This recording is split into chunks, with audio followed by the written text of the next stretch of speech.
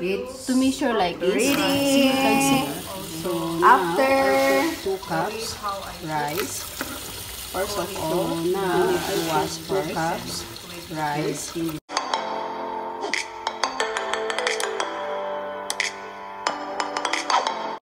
Hello guys, welcome to my channel. I want to show you how to cook rice as a Filipino way. So it's very simple. We use, of course, rice and pot. I show you how to cook rice, and we cook also the way how I cook. Call it chicken with potato.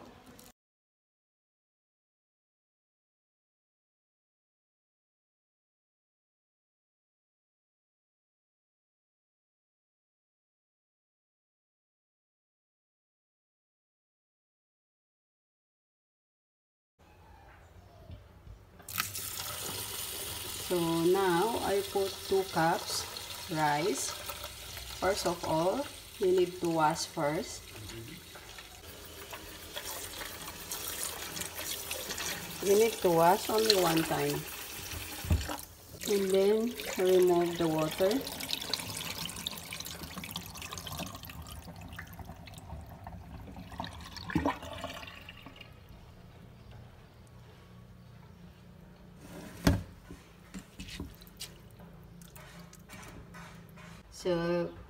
So you need to make sure no more water inside.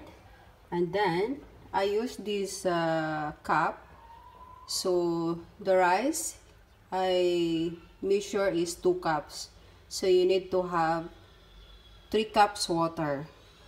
Especially this kind of rice is brown and very strong. It's not easy to cook. But normally,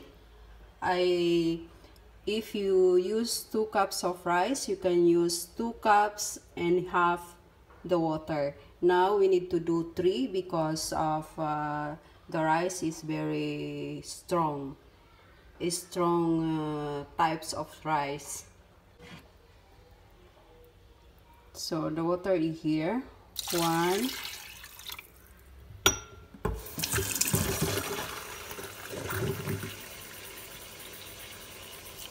2,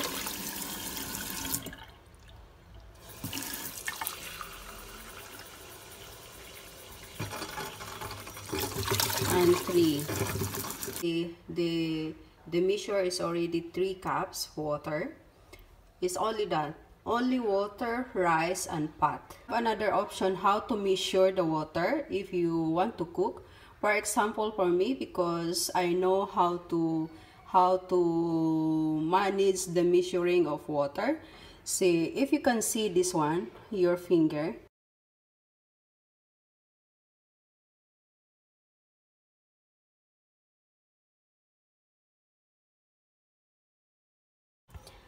To measure like this, see, you can see, is here.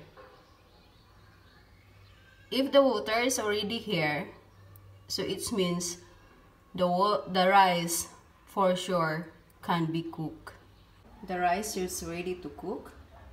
Maximum 20-25 minutes the rice is ready. Time is 12 o'clock. We see how many minutes.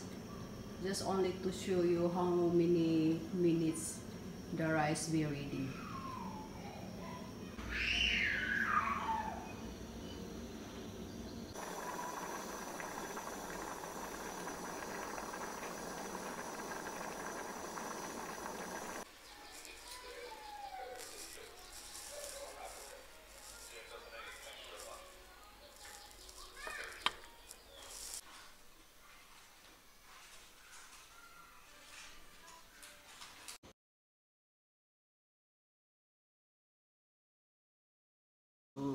Papakita ko sa inyo kung ano yung kadalasang niluluto ko.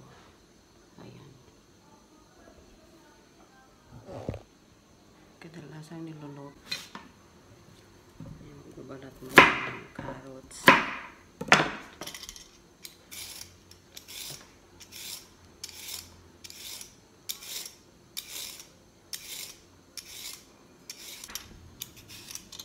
Gatas naman babalatan natin.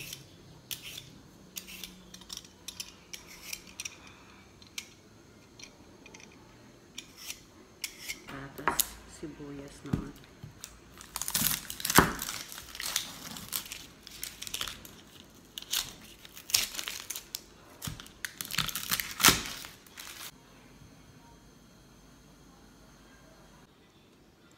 Tapos na, hugasan na natin. Hugasan na natin bago hiwain.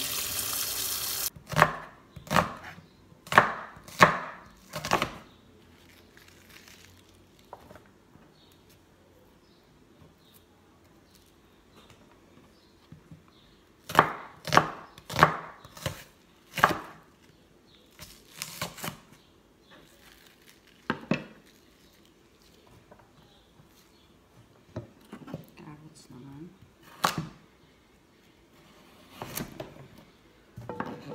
Hatiin mo lang siya. Kung maliit, isang hiwa. Isang hati.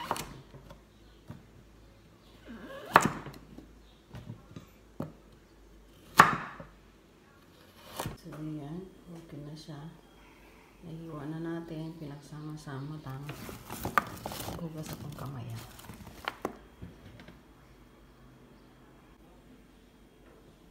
Natin ang salt.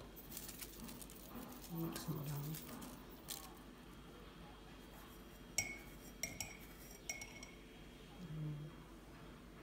Dahon-dahon. Pampatanggal ng lansa.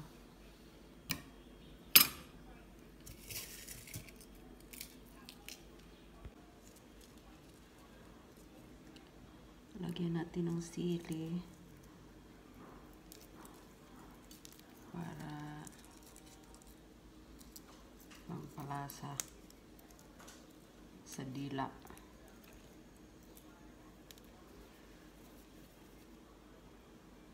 Ayan.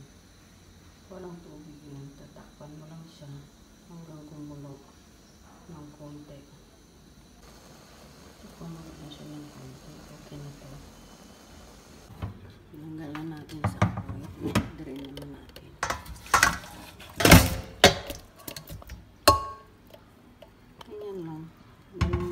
Para maalis lang yung pinakaunang lasa. Huwag mo na siyang hugasan. Okay na yan. Ayan na lang natin yung ibang mga sangkap para sabay-sabay na siyang lutuin.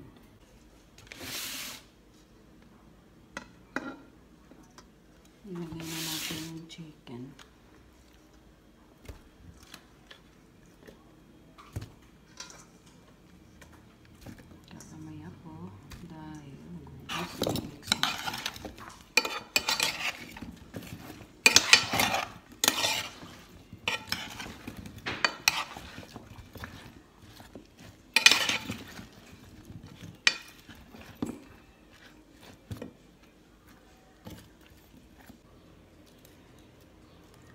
Lagyan din natin 3 laurel tsaka paminta kunti.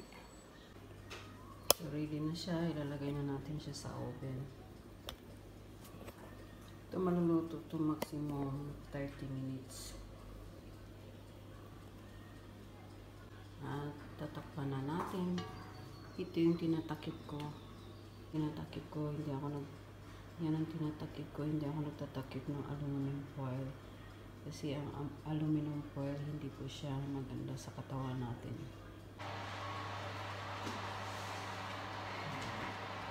So, mainit ko lang yung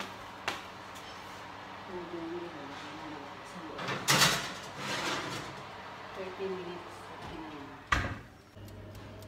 240. Yan.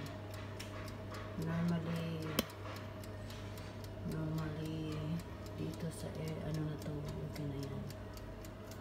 So nilagay ko siya sa maximum 240 at 30 minutes, okay na yan. Yummy! Yummy.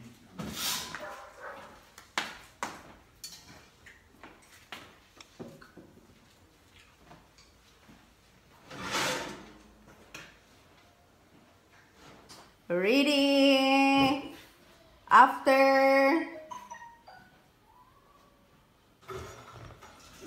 Kain na na.